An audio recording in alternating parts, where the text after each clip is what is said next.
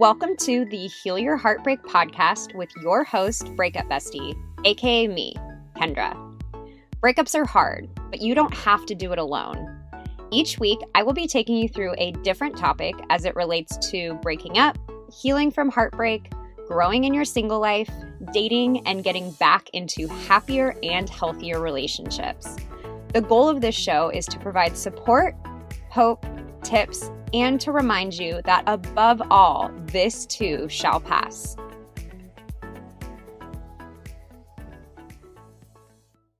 Welcome to the third episode of the Heal Your Heartbreak podcast. And today on the show, I wanted to go over the question that I get asked the most often, which is, when will I feel better again? And when will this no longer hurt? And I totally get why this is the question that is most often asked, because breakups are so incredibly uncomfortable. They're so painful. And biologically, as human beings, we don't like being in pain. And the goal is always to escape that feeling as quickly as possible. So when we're in that amount of pain, all we want to do is get out. So we want to have this benchmark in our head or this goal in our head that I only have to make it 1 month, 2 months, and then I'll no longer feel this. So I completely understand that thinking.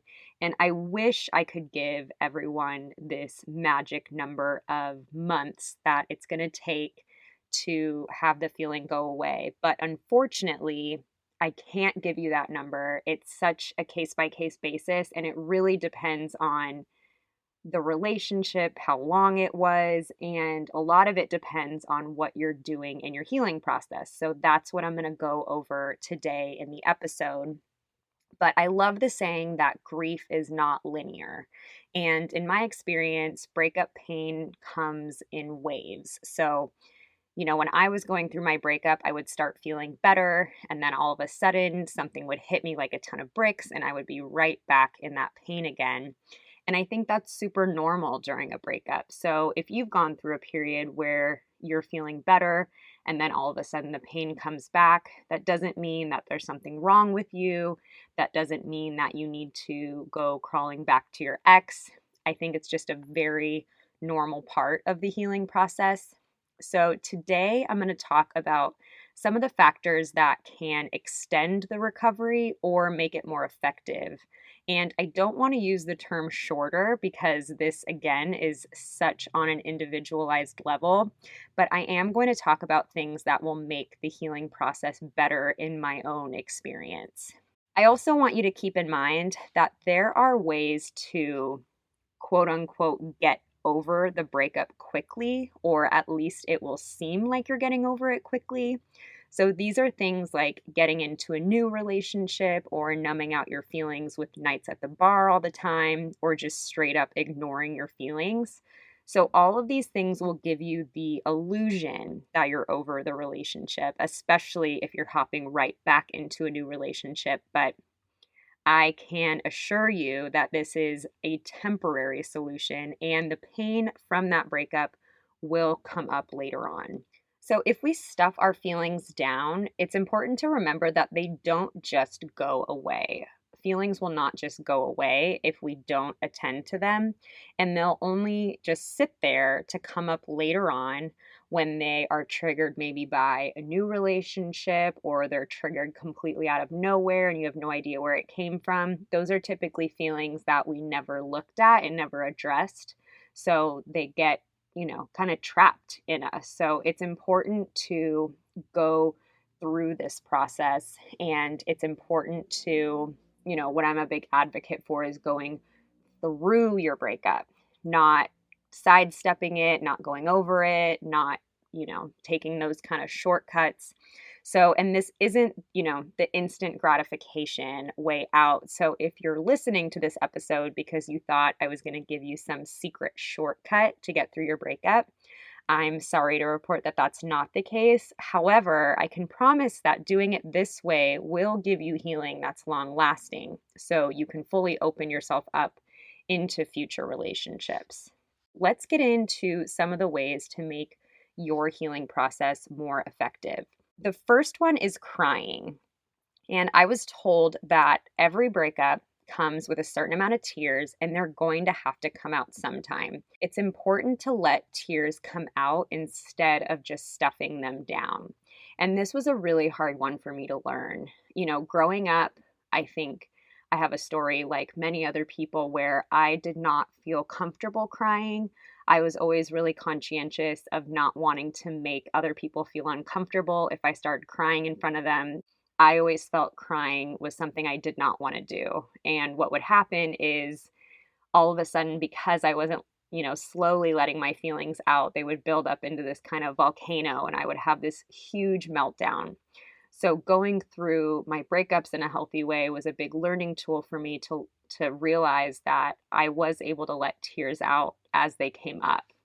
And one of the ways I did that, and it's different for everyone, but I have this playlist on my Spotify and I call it my crying playlist. If I feel like I have some tears coming up and I know I just want to let them out, I will get in my car, go for a drive, and listen to that cry playlist and just really let it all out. And what I ended up learning was that it was a huge release and it really helped in my healing process because it allowed me to not let those feelings just sit. It let them come up. And, we just lost someone super important to us. So, crying is going to be part of that grieving process. I think everyone has their own kind of style of crying. My best friend shared that she loves to cry in the shower because, being in the shower and being wet, you don't actually feel like you're crying. So that's what works for her. It's going to take, you figuring out what works for you. The next thing I want to talk about is something that I can promise you will extend your healing process, meaning that it will cause you to take longer to get out of the pain. And that is staying in contact with your ex. If you listen to my last episode, I did a whole thing on the no contact rule, which, I'm a huge advocate for. But by talking to your ex, it might appear that it's making you feel better because you're not instantly completely losing someone. You still have that little bit of contact. But what that's going to do is it's not going to force you to jump right into the healing. It's going to extend that where, you'll think, oh, I'll just keep talking to him, and you'll have that thing in the back of your head of maybe at some point we'll get back together. So by, staying in contact or even, looking at their social media, anything that's going to keep you connected to your ex in that way. And, I completely understand if you have kids with your ex, that's another story. But for most of us, when we're navigating that process, the more we're staying in contact with them, whether it's through social media or over the phone or even seeing them in person, that is going to make the healing process take longer. So definitely keep that in mind. The next thing that I believe makes the healing process more effective is making your journal your very best friend. You're going to have a lot of emotions come up during this time. And if they just live in your head, I know for me, they just end up spinning like a hamster wheel and end up driving us nuts. I always recommend dedicating 5 minutes to journaling every single day. And if you're new to journaling, just write whatever is on your mind. Maybe what you have to do today, how you slept the night before. Just put down whatever comes up, and it will get easier with time, but really dedicate time to this. I journaled almost every single day for months after my last breakup, and it was a game changer. And what is cool later on is I will go back and read some of those journal entries. And now being so disconnected from the pain, it's really cool to see my entire process. And typically what keeps people from healing from their breakup is they don't process their feelings, like I mentioned. So I have found writing to be the number one way that I'm able to process my feelings because I'm always being truthful because I have no one to lie to except to myself. And it's just a really great tool that I cannot recommend more. I always tell people if you're going through a breakup on a deserted island and you can only bring one thing, it would be a journal. We are officially in a new year, and I know how frustrating it can be to go into a new year still not feeling over your ex or still feeling in so much pain after your breakup. So, if you are looking for even more help and guidance, and trust me, it's okay to not be able to go at this alone, you can get my step by step healing process using one of my courses. So, no matter where you might feel stuck in your breakup, I guarantee there's going to be a course for you. If your breakup just happened and you're feeling completely overwhelmed by the intense feelings and you don't even know how you're going to muster up the ability to go to work, I have my breakup emergency first aid kit. If you feel like you can't stop texting your ex, looking at their social media, or just obsessing about wanting to talk to them, you can get all the tools and accountability you need from my Detox Your Ex course. If some time has passed after your breakup, but you still feel like you can't quite let go, I can help you let go using my Breakthrough Your Breakup course. If you feel like you might be ready to start dating again in 2021, but you're scared to get hurt again or you don't trust yourself to date, I will give you everything you need to feel confident moving forward in my Moving On After Heartbreak course. If you want all of the things I just mentioned, so getting help with your breakup from start to finish, you can grab my signature course, Heal Your Breakup. And for my podcast listeners, you can use the code PODCAST to get $25 off the Heal Your Breakup course price. All of my courses I just mentioned include videos from me, a workbook, and my 90-day breakup journal to help you feel completely supported and guided through this process. And with the new year, I am officially opening up my one-on-one coaching sessions. So to get started on that or to learn more, you can head to the link in the show notes or head to my Instagram to apply for coaching and start working with me directly. So head to the link in my show notes to find more info on my courses, take the quiz to figure out which course is best for you, and to get more info and apply for one-to-one coaching with me. Now, back to the episode. And the next is to keep your friends in the loop about what's going on. It's almost impossible to heal by ourselves. And while we do need to do a lot of individual work, we're going to need the help of our community as well. Be sure you're keeping in touch with your close circle, whether that's seeing them in person, getting coffee, or calling them on the phone. What that's going to do is they're going to help give you perspective on the breakup and of your relationship. And I find that my friends are mirrors of me. Sometimes it's really hard to see things in ourselves. And that's why, having friends can be really beneficial because they can see things that we don't see in ourselves. And we can see things in them that we couldn't see in ourselves. And so that can add to the healing process, learning lessons. And it's also a really beneficial thing to have people that can relate to you. Sometimes healing can take longer because we feel alone, so we don't want to talk about it. And when we talk to our friends, they can say, oh, yeah, I've been through that too. This is what I did to make me feel better. That's a really powerful thing to be able to take advantage of. So be sure that you're keeping your friendship circle really close during this time. We can often let our egos get in the way and think, I hear this a lot of people saying, I feel like I'm talking to my friends too much about my breakup. And we want to make sure that when we are venting to our friends about our ex, that they have the capacity to handle it at that time. But I doubt that in your close circle, you'll have friends that will say, oh my God, I can't believe you're still talking about that breakup. People want to support us, but we do have to reach out and ask. So be sure that you let your guard down and do that. The next topic is anger. And I think anger can get kind of a bad rap, but it is part of the traditional grieving process. And I have found that the breakups where I never got angry were the ones that typically lasted longer. I was always someone quick to forgive and act like something didn't bother me.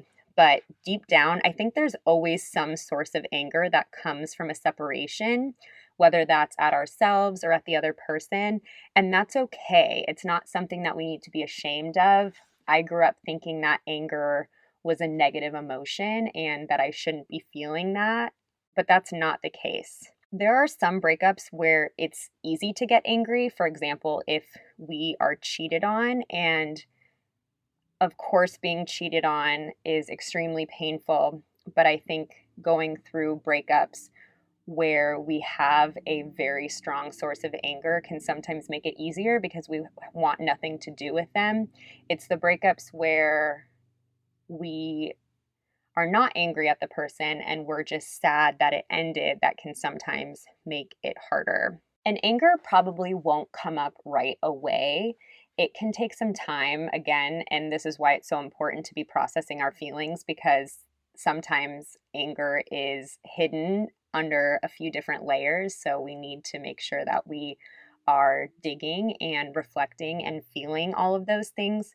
But when you do reach the point of feeling anger towards your ex, I recommend expressing that in a healthy way. Anger is not something that we want to hold on to. It can get really toxic when we just hang on to anger and resentment. And one thing that I recommend, and it was something that was recommended to me, is when you do reach that point of anger, write them an FU letter. And in this letter, that you will, of course, never ever send to your ex, but it's just for you, I want you to completely vent out what you're mad about. Anything you feel resentful, about, or any kind of qualms you still have with your ex, get that all down on paper and, share it with a friend. And this will be another huge point in the healing process. And I think it was a big obstacle for me to get over, but it definitely showed progress for me. And then we can't talk about anger without talking about forgiveness. And I think this is one of the final stages of the healing process. So when you can get angry and then forgive is when I believe you can truly let go.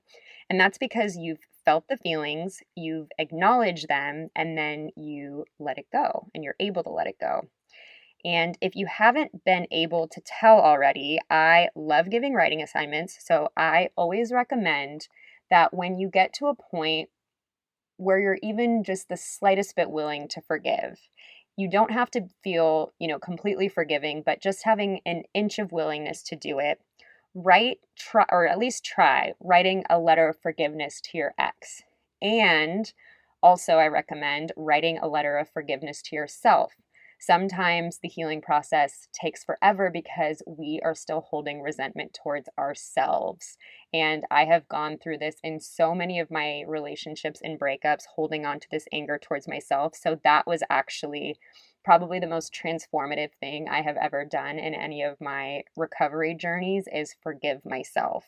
And I wanted to share a specific story that I went through.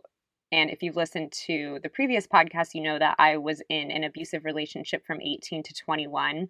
And years after that, whenever I heard his name or thought about the relationship, I got hot with anger. I had so much anger stuck within me that it was preventing me from having happy relationships, and it was preventing me from having peace and serenity.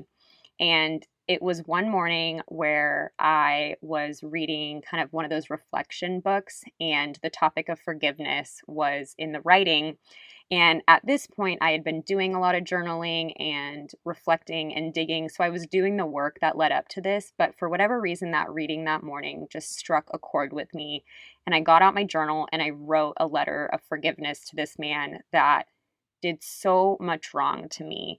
He stole money from me, he hurt me, he dramatically altered my self-esteem that took years to recover from. So this man really did a lot to hurt me, and I was able to forgive him, and I was able to forgive myself and just, say that I was doing the best I could. He was doing the best he could. He was sick, I was sick, and that's okay. And I let him go. And it had been, at least probably 2 years since we had been together. And from that point, I lost that feeling of rage and I was able to go on peacefully. So I can't stress enough the importance of having that forgiveness part in your journey. And after all of these tips and exercises, I want you to remember again that even though I'm giving you very specific things to do, this is not a secret handshake to get rid of your breakup pain. and it will not make the pain instantly go away. You're very likely to still feel some feelings, and that's okay, no matter how much time has passed. We can make this process so much harder on us if we tell ourselves, which I've heard from so many people, it's been X amount of months. I should be feeling better by now. I want you to let go of the should. You are going to feel this way until it is released. Obviously, if it's been 5 years since your breakup, I think you have some digging to do if you're still feeling a lot of pain around it. But I want to talk about the importance of accepting where you're at. And if we're feeling shameful about how we're feeling about a breakup, we're literally just adding another layer of pain for us. And that's all self-imposed. So accept that you may not have the closure that you want, accept that you may not be feeling quite as happy as you want to at this time. And that just means maybe there's some more digging to do. And a lot of the time, we just need to let time step in and do its job. Accept where you're at and always have it in the back of your mind that this too shall pass. I can promise you, you will not feel this way forever. So be patient. Enjoy the times when you're not feeling in pain. And just remember that when you do get into pain, utilize some of the tools that we've talked about in this. Grab your journal, do some writing, call a girlfriend. You don't have to just sit and mope in this kind of pain. There are ways to, alleviate it. But I hope that some of these tips gave you some guidance and gave you some relief. But always remember that this too shall pass. No pain can last forever in its current form. You will be happy again. You will find a partner that's even better than the one that you just had. So be patient and hang in there. I hope you enjoyed today's show. If you loved it, I hope you'll leave me a review and share with your friends. If you're interested in learning more about my course, Heal Your Breakup, where I take you step by step through my entire healing process, you can find more info at my website, breakupbestie.com. And if you're new, don't forget to join our private Facebook group so you can connect with other women going through the same thing and seek support. You can search Breakup Bestie Support Group on Facebook to join. Lastly, if you're not already following me on Instagram, I share new tips and support every single day. You can find me at Your Breakup Bestie. Most importantly, hang in there, stay connected with loved ones, be nice to yourself, and remember, it's all going to be okay. I promise.